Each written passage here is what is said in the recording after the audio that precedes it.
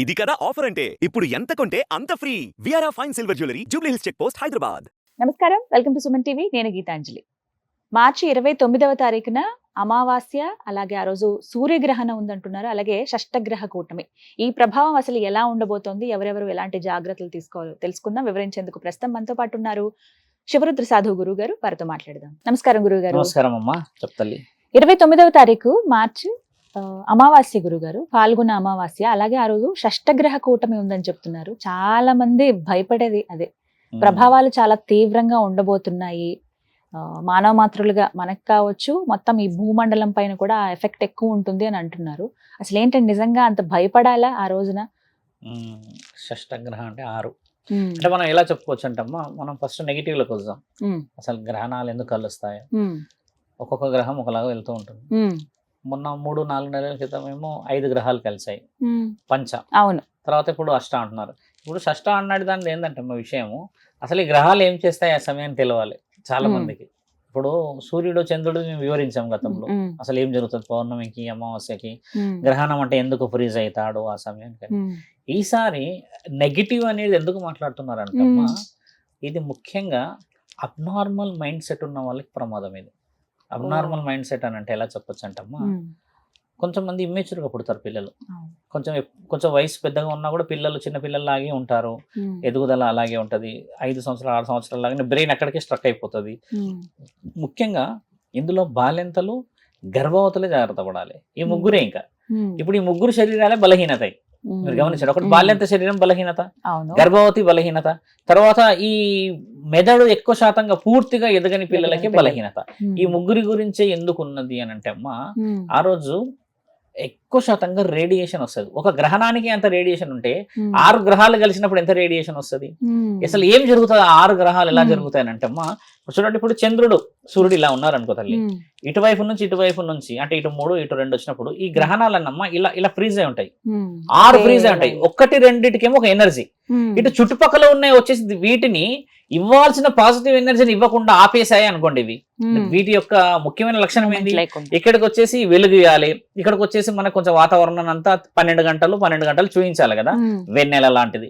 ఇవి చూపించకుండా ఇక్కడ వాళ్ళు వచ్చి ఇలా పట్టేసుకున్నారు అనుకోండి, ఈ పట్టుకున్న ఈ తరుణమే 6 గంటలు జరుగుతుంది. ఇది ప్రమాదం. ఇక్కడ ఎందుకు ప్రమాదం అంటే ఈ గ్రహణం శక్తి వేరు. ఇప్పుడు నేనున్నా నాది ఒక 2 మోయగలుగుతా శక్తి, నన్ను 4 వచ్చి పట్టుకుంటే నేను మోయలేను. ఒక 6 మంది 10 మంది పట్టుకుంటే ఏమవుతుంది అంటే నా యొక్క అసలైన వివరణ కోల్పోతా. ఇక్కడ జరిగేది గ్రహణంలో వాళ్ళు ఇలా ఉన్న ఈ సమయం అమ్మ 30 సెకండ్స్ కంటే లోపే. ఇలా 6 గ్రహాలు ఒకసారి ఇలా వస్తాయి దగ్గరికి, ఇలా వచ్చి ఇలా జరిగిపోవడం అనేది 30 సెకండ్స్ లోపే జరుగుతాయి. కానీ ఈ జరుగుతున్న ఈ సమయమే భూమండలానికి ప్రమాదం. ఎందుకంటే అసలైన స్థితిని కోల్పోతారు సూర్యులు చంద్రులు. ఇది వివరంగా ఉంది. శాస్త్రవేత్తలు 6 రోజులు 7 రోజుల నుంచి అమ్మ తీవ్రంగా వర్క్ చేస్తున్నారు ఏం జరగబోతుంది అని. ఎందుకు చేయబోతున్నారు అంటే, మొదటి హెచ్చరిక అమ్మ సముద్ర అలలల్లో వచ్చింది. మొన్న సముద్ర అలలల్లో రావడానికి గల కారణం ఎలా వచ్చిందంటే, శాస్త్రవేత్తలు ఏం కనిపెట్టారు, వాళ్ళు వెళ్తున్నప్పుడు అలలన్నీ ఇలా స్క్వేర్ టైప్ లో వచ్చాయి. ఈ స్క్వేర్ టైప్ రావడం చేత ఏంటంటమ్మా, ఒక్కసారి సముద్రుడు ఎగిరే అవకాశం ఉంది ఈసారి. ఏ దేశం మీద పడుతుంది అని చెప్పలేము మనం. ఇప్పుడు ఏ రాష్ట్రాల మీద వచ్చి పడుతుంది చెప్పలేము మనం. ఇప్పుడు వాయినాడు ఎవరు ఆపలేరు తల్లి. ఎందుకంటే కొన్ని ఎలా ఉంటాయి అంటే గ్రహణాలు ఒక్కసారి నిర్ణయం తీసుకుంటే అమ్మ ఎలాంటి శక్తి ఆపలేదు. 30-40 సెకండ్స్ కోసం అన్నా ఇవి వచ్చేస్తాయి బయటికి. ఇప్పుడు వీళ్ళందరూ అది రాకుండా చేసే ప్రయత్నం ఒకటి ముమ్మరంగా జరుగుతుంది. కాశీలో, ఉత్తరాఖండ్ లో ఈ జ్యోతిర్లింగాలు ఎక్కడెక్కడ ఉన్నాయి అక్కడ అంతా హోమాలు, పెద్ద యాగాలు మొదలు పెట్టారు.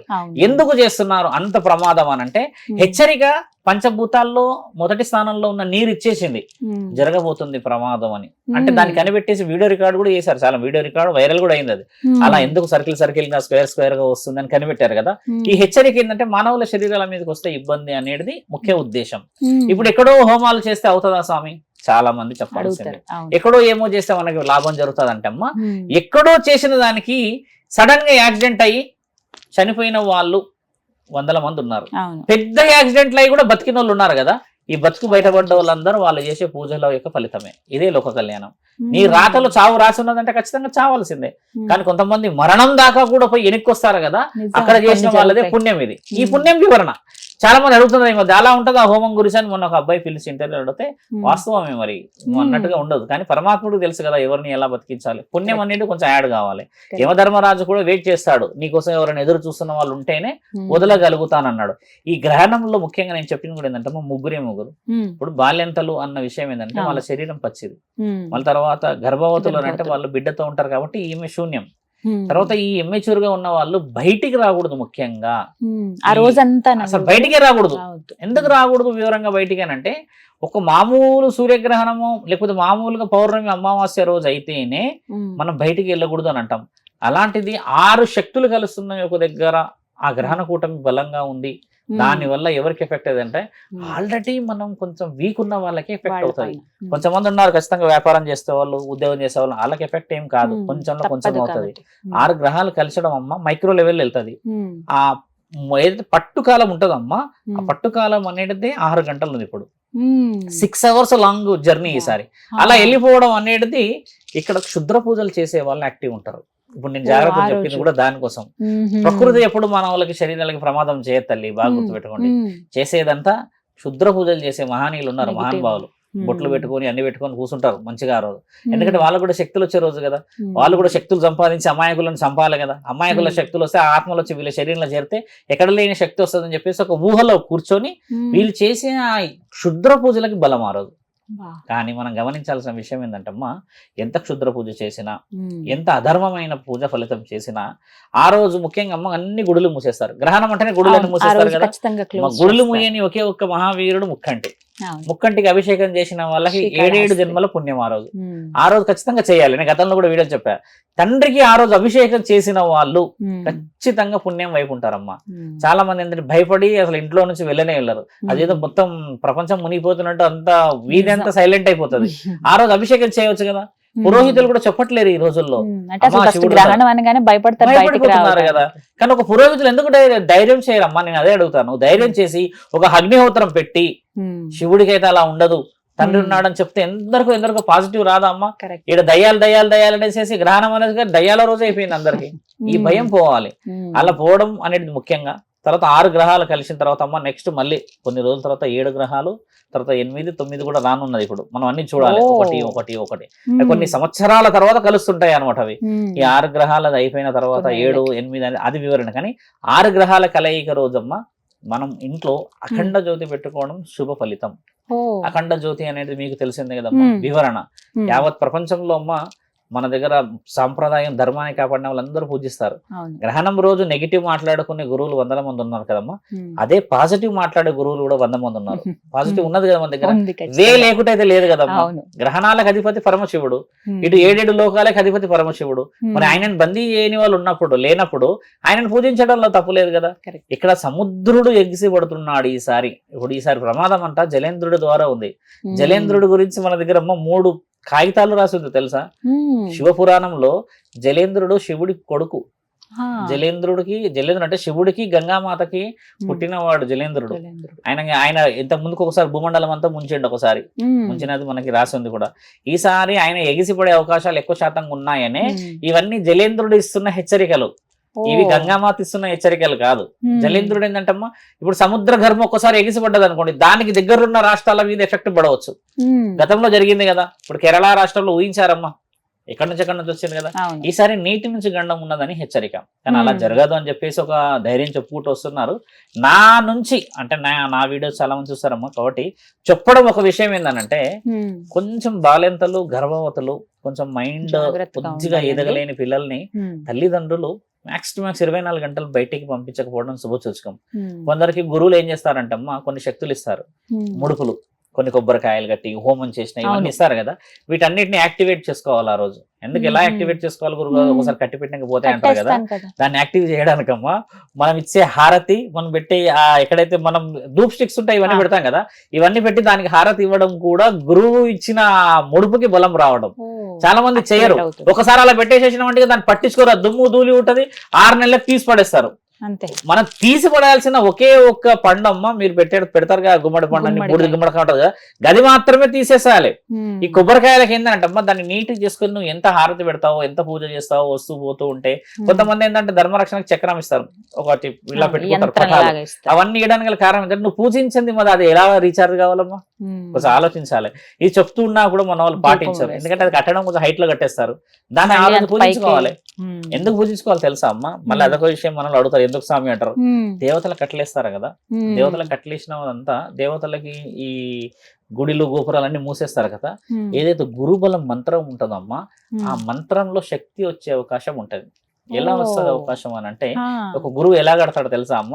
ఎలాంటి సమక్షంలో అయినా, ఎంతటి ప్రమాదం వచ్చినా, ఎక్కడి నుంచి ఉన్నా బాగా గమనించండి, ఒక వస్తువు ఇలా ఇచ్చేటప్పుడు అంత శివుడే చూసుకుంటాడు, ఈశ్వరుడే చూసుకుంటాడు అంటారు. వేరే ఏ గురువులైనా సరే అంతిమ స్థితిలో ఉన్నప్పుడు ఎక్కడి నుంచో కొద్దికి నీకు అవకాశం వస్తుందిలే అంటారు కదా, ఆ అవకాశమే ఈ ముడుపు అమ్మ. గురువు ముడుపు అందుకు కడతారు అక్కడ. దేవతలు ఉన్న ఇంటికి నువ్వేంది నేనెందుకు కట్టాడు తల్లి ముడుపు? ఒక మాట ఆలోచించు. ఇప్పుడు ఆ ఇంట్లో నువ్వు దీపం పెట్టుకుంటావు, నువ్వు హోలీ చేసుకుంటావు, లేక బోనాలు చేసుకుంటావు, దసరా చేస్తావు కదా, అక్కడ ఒక గురువు యొక్క మంత్రం ఎలా పనిచేస్తుందమ్మా? ఆ గురువు మంత్రం అనేది ఎప్పుడు పనిచేస్తుంది అంటే, ఆపద ఎక్కడ ఉంటుందో ఆయన్నే పరమాత్ముడు. కాబట్టి న్యాయం ధర్మం కోసం ఉన్న ప్రతి కుటుంబం కాపాడబడుతుందని శాస్త్రంలో రాసింది కదా. ఆ రోజు పూజ చేసుకోవడం మంచిది కాదు, ప్రతిరోజు చేసుకోవాలి పూజ. సోమవారం ఉంటే మీ ఇంటికి సోమవారము, బుధవారం అయితే బుధవారం, ఆదివారం అయితే ఆదివారం, ఇలా చేసుకోవాలి. మనం ఇంకో విషయం ఏంటంటే, అలా చెప్తే కొంచెం వివరంగా పోకుండా కొంచెం వేరేలాగా పోతారు మన వాళ్ళు, అదొచ్చిన సమస్య. కొంచెం గురువుల యొక్క ఆలోచనలు సాధువులకు పాటించి, ఈ షష్టగ్రహ కూటమి వల్ల జరగబోయే ప్రమాదం ఉన్నది, దాంట్లోనే మనకి ఉపాయం కూడా దాగి ఉన్నది. కాబట్టి అందరినీ నమ్ముకొని మనందరం ఎక్కడ అఖండ దీపం వెలిగించమన్నారు, ఖచ్చితంగా వెలిగించాలమ్మా. ఆ రోజు ఉదయమే 29వ అఖండ తారీఖు జ్యోతి వెలిగించడం ముఖ్యమైనది. ఎందుకు అఖండ జ్యోతి అని తెలుసా అమ్మా? మళ్ళీ అంటే కొంచెం ఇంటరప్ట్ గా మాట్లాడుతున్నాను. అఖండ జ్యోతి అని అంటే అమ్మా, ఒక వ్యక్తి అంటే ఒక జ్యోతి, బాగా గమనించాలి. ఒక వ్యక్తి ఒక జ్యోతి అమ్మ. మనం ఈ జ్యోతి ఎలా రుజువు చేయబడుతుంది అంటే, మనిషి పుట్టేటప్పుడు ఒక జ్యోతి వేస్తారు కడుపులో, చనిపోయినప్పుడు కూడా ఒక జ్యోతి పోతుందని మనం సినిమాల్లో చూస్తాం కదా. ఒక జ్యోతి ఉంటేనేమో మీరు అన్నట్టుగా ఒకటే ఒక దీపం, ఈ రెండు జ్యోతులు కలిసాయి అనుకోండి, రెండు వత్తులు ఇలాగా, ఇది అఖండ జ్యోతి. ఒక్క వత్తు కలిస్తేనేమో జ్యోతి, రెండు వత్తులు కలిస్తే అఖండ జ్యోతి. ఈ రెండు వత్తులు కలిసిన వ్యక్తి ఎవరున్నారు ఇక్కడ భూమండలం మొత్తంలో? బాగా గమనించండి, రెండు వ్యక్తులు కలిసిన వ్యక్తి ఒకరు ఉన్నారు. ఎవరున్నారు? పార్వతీ పరమేశ్వరుడు ఇద్దరు కలిసి ఉన్నారు. అఖండ జ్యోతికి అర్హత మహంకాళికి మాత్రమే. అందరి గుడిలో ఎందుకు ఉంటది అంటే, మరి ఆ అధిపతులకు ఇచ్చిన విలువ, గౌరవం అది. ఎక్కడ పోయినా చూడమ్మా, ఏ గుడిలో ఉన్నా ఎక్కడో ఒక దగ్గర అయితే అఖండ జ్యోతి ఉంటది, ఖచ్చితంగా పెడతారు. దాని అర్థం ఏంటంటే, రెండు ఒత్తులు పెట్టాలి. రెండు ఒత్తులు పెట్టకుండా ఒక ఒత్తు తీసి ఇలా పెట్టకూడదు. రెండు ఒత్తులు పెట్టిన దగ్గరనే అఖండ జ్యోతి అనబడుతుంది. ఆ అఖండ జ్యోతి కూడా ప్రమిదలో పెట్టాలి, వెండిలో గాని, దాంట్లో గాని, దీంట్లో పెట్టేదే మట్టిలో పెట్టాలి. ఒక్కొక్కరి ఇంట్లో ఇంత ఉంటుందమ్మా. మొన్న మేము మేడ్చల్ వెళ్ళాము శివరాత్రి రోజు. ఆ గురువు గారు వచ్చి ఏమన్నారంటే, ఆయన గారు అఖండ జ్యోతి శాశ్వతంగా వెలిగించాలి అని అనుకుంటున్నాము, కొంచెం స్థల పురాణం రాసి మీరు వివరణి అన్నారు. నేను ఎల్లుండి వెళ్తున్నాను. స్థల పురాణంతో పాటు అఖండ జ్యోతి శాశ్వతంగా వెలిగించాలి అనుకుంటున్నారు వాళ్ళు శివుడి గర్భాలయంలో. అయితే అఖండ జ్యోతి ఎలా వెలిగియాలో కూడా చెప్పామమ్మా. 108 మంది ముత్తైదులతో మాత్రమే అఖండ జ్యోతి వెలిగియాలి, లేకపోతే ఆలయంలో, లేకపోతే అది దానికి శాశ్వతత్వం రాదు స్వామి అన్న. బరువు ఉండాలి కదమ్మా, ఆ ఉండే వివరణలు, దాని స్థితిగతులు వేరు. అంటే మేము వాచ్మని పెడుతున్నాం అని అంటే, వాచ్మని పెడితే అఖండ జ్యోతి వెలగదు స్వామి, దానికి ఒక వివరణ ఉంటది అని చెప్పాము. ఆయన చాలా ఆనందంగా ఫీల్ అయ్యాడు, ఖచ్చితంగా చేస్తామని. అఖండ జ్యోతి చాలా చిన్నది కాదు తల్లి, దాని వివరణ చాలా బలంగా ఉంటది. మీరు కొన్ని ఇళ్ళు గమనించండి, అటుకు పైన సీక్రెట్ గా ఉంటది. ఎందుకు పెడతారు తెలుసా అఖండ జ్యోతి? ఎక్కడో నుంచి అయినా ఒక మార్గం దాగుంటది కాబట్టి పెడతారు. ధనానికి పెడతారు, అది ధన ప్రాప్తి అంటే ఇంట్లో చీకటి ఉండకూడదు అని పెడతారు. శాస్త్రం మనది చాలా వివరంగా ఎంతో మంది చెప్పి పెట్టారు. పైన పెడతారు. ఇప్పటికీ కొంతమంది సడన్ గా అమావాస్య రోజు పెడతారు పైన. అఖండ జ్యోతి పెట్టే దాంట్లో కూడా అమ్మా, ఒకవేళ ఇంట్లో పెట్టుకుంటే 5 తమలపాకులు పెట్టి, పసుపు కుంకుమ పెట్టి ఆ పైన పెట్టాలి. అది అలా పెట్టడమే ఒక ప్రమిదలోనే ఒకటే ప్రమాదం రెండు పెడతారు. రెండు అంటే మళ్ళీ 2 దీపాలు కాదు తల్లి, 2 ఒత్తులు కలపాలి. ఇలా కలిపి ఒకటే ఒత్తు పెట్టాలి. అమ్మవారి దగ్గర పెడతాం కమ్మా, అదే అలా పెట్టుకోవడం శుభ సూచకం. కాబట్టి మీరు అన్న షష్టగ్రహ కూటమిలో మరి నెగిటివ్ తీసుకోకుండా, శాస్త్రం ఇప్పుడే కాదు కదా, ఎన్నో ఏళ్ళ నుంచి కూడా వస్తూనే ఉంది. అది ధైర్యం చేయడం చాలా ముఖ్యమైనది. పిల్లల్ని కొంచెం జాగ్రత్తగా చూసి, ఆ తల్లిదండ్రులు ఆ రోజు లీవ్ పెట్టుకొని ఇంట్లో ఉంటే అమ్మా, నేను చాలా మందికి మెసేజ్ పెట్టినా కూడా, అందరు ఇలా ఉండండి అంటే వాళ్ళు చాలా ఆనందపడ్డారు. కొంచెం భయం అంటే, మన న్యూస్ ఎలా వస్తాయి తెలుసా అమ్మా, ఫస్ట్ ప్రమాదమే చూపించేస్తారు, భయపడతాం, ఆ ప్రమాదం వరకే చూస్తారు, తర్వాత వచ్చిన భయం చూడరు. అదమ్మా మీరు అన్న వివరణ. ఒక ధైర్యం అయితే చెప్పారు గురువు గారు. ధన్యవాదాలు. అంతే తల్లి, నమస్కారం.